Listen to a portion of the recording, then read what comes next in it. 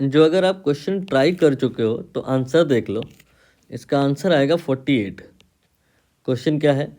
Current density in a cylindrical wire of radius 4 mm is 4 into 10⁻⁶ AM-2। बताना है कि current through the outer portion of the wire between radial distance r/2 and r will be how much. Diagram बना लेते हैं। ये आपका एक cylindrical wire prepare हो रहा है, और सिलेंड्रिकल वायर में कि अगर ये सॉलिड वायर है तो जो करंट है ऐसा नहीं होता कि वो केवल सरफेस पे होती है, अंदर पूरे वॉल्यूम में डिस्ट्रीब्यूट होती है। तो वो डिस्ट्रीब्यूशन यहाँ पर गिवन है। ये आपका वायर प्रिपेयर हो गया, और अब यहाँ पे करंट हम इन कराएंगे।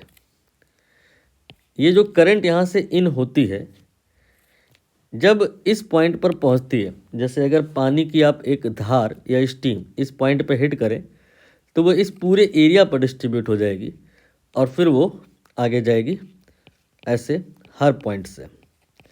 तो ये जो मतलब करंट है इस पूरे एरिया में डिस्ट्रीब्यूट है।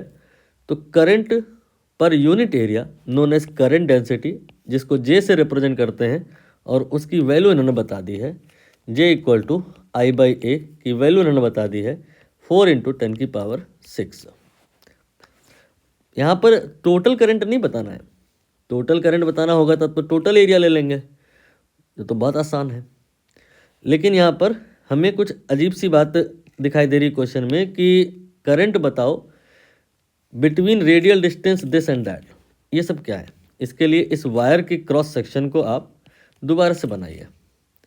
ये आपका वायर का क्रॉस सेक्शन हो गया, और ये उसका सेंटर है। इस पॉइंट के करस्पॉन्डिंग यहाँ पर बनाया गया है। ये रेडियस r है, तो यहाँ पे ये रेडियस r है। मतलब सरफेस पे अगर कोई पॉइंट लिया है तो उसकी रेडियल डिस्टेंस जो है r के बराबर है। We have to consider the portion between this and that. What is it mean?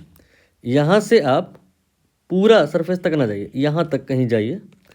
Suppose करिए पॉइंट P, इसकी जो डिस्टेंस है सेंटर से अकॉर्डिंग टू क्वेश्चन वो r/2 के बराबर है। और कोई एक पॉइंट कंसीडर कर लीजिए सरफेस पे, उसकी जो डिस्टेंस होगी सेंटर से वो r के बराबर है। इनके बीच में जो पार्ट है उसी के थ्रू करंट बतानी है। मैं उसको सेडेड कर देता हूँ। कहानी कुछ ऐसी है कि पूरे एरिया के थ्रू करंट पास होगी, लेकिन पूरे एरिया के थ्रू करंट हमें नहीं बतानी है। यहाँ पर शेडेड पार्ट में कितनी करंट होगी ये बतानी है। तो जब आप कह रहे हैं कि जो करंट डेंसिटी होती है J, ये होता है I/A, तो I क्या हो जाएगा? J × A। I की वैल्यू हो जाएगी J × A। J तो गिवन है 4 × 10⁻⁶। एरिया अगर और पता चल जाए तो यहाँ रख देंगे, आंसर आ जाएगा। एरिया पूरा नहीं लेंगे, एरिया उतना लेंगे जितने के थ्रू करंट निकालनी है। इस शेडेड पार्ट का एरिया लेना है। वो कैसे निकलेगा? बड़े वाले का एरिया सर्कल का में से छोटे वाले का r/2 कर दिया आपने। इसको आप सॉल्व करिए, ये आ जाएगा 3/4 πr²। ठीक है, यहाँ पे वैल्यू पुट कर लेंगे। 4 × 10⁻⁶, than pi, then r 3π/4 πr²। r की वैल्यू देखिए क्वेश्चन में शायद दी है 4 mm है, तो इसको आपने मीटर में कर लेना होगा। ये 4 से पहले तो 4 कैंसिल कर दो, ये हो गया 3, ये हो गया पाई इंटू 10⁻⁶। मैं नहीं लिख रहा हूँ क्योंकि अभी मैं इसको मीटर में करूँगा तो 10⁻³ का स्क्वायर 10⁻⁶ आएगा, वो इसके थ्रू कैंसिल हो जाएगा। तो ओनली इस 4 का स्क्वायर और मल्टीप्लाई कर दो, यानी कि 16, तो ये आ जाएगा 48 पाई।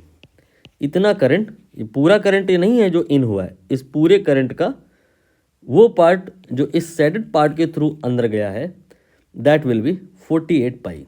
तो यहाँ पर कितना आएगा 48, आंसर विल बी 48।